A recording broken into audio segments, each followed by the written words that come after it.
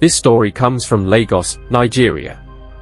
It was sent to us by a woman who narrowly escaped death at the hands of the man she planned to marry. This is her voice, her pain, her story. And she's asking you how to be free. She writes, "I loved him. I trusted him. He wasn't just my fiancé, he was my best friend. He made my mum smile. He'd bring her food, buy her little things. Everyone said I was lucky. And honestly, I believed them. One afternoon, he called and asked if I was home. I said yes. Then he asked if I was alone. Again, I said yes, without even thinking. He said he wanted to hang out. Just the two of us. I got ready. He picked me up. We started driving, but something felt strange. We weren't going into town. We kept going, past familiar buildings, into bushy, quiet roads. I asked where we were going. He didn't answer. I laughed nervously and asked again. Then he snapped at me.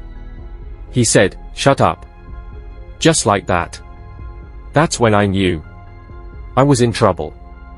He stopped the car in the middle of nowhere. Trees. Silence. No houses. He stepped out, went to the trunk. When he returned, he was holding a rope and a knife. I froze. I tried to run, but he was faster. He tied my hands behind my back, threw me to the ground, and without a word, he began to cut my neck. I felt it, the sharp blade tearing into me. I begged him. I screamed his name. But his eyes were empty, like a monster had taken over. Blood poured down my chest. I thought, this is it. This is how I die. Killed by the man I planned to marry. Then I heard someone shouting. A man's voice from the bush, "Who's there?" He heard it too. He froze, dropped the knife, got into his car, and sped off. That man, the stranger, ran toward me. He was a farmer. He used his scarf to wrap my neck. He untied me, carried me to the roadside. He saved my life. He stayed until help came. But I was never the same.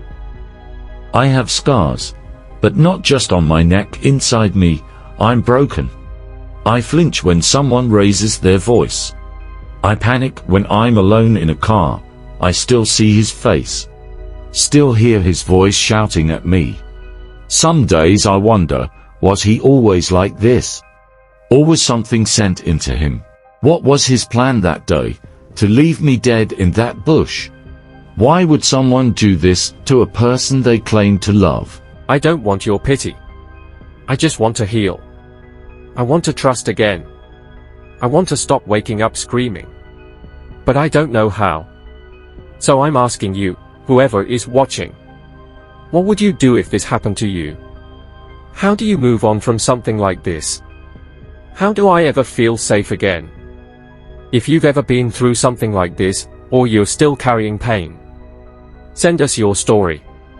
We don't want your money. We want your voice to be heard. This is Marriage Room.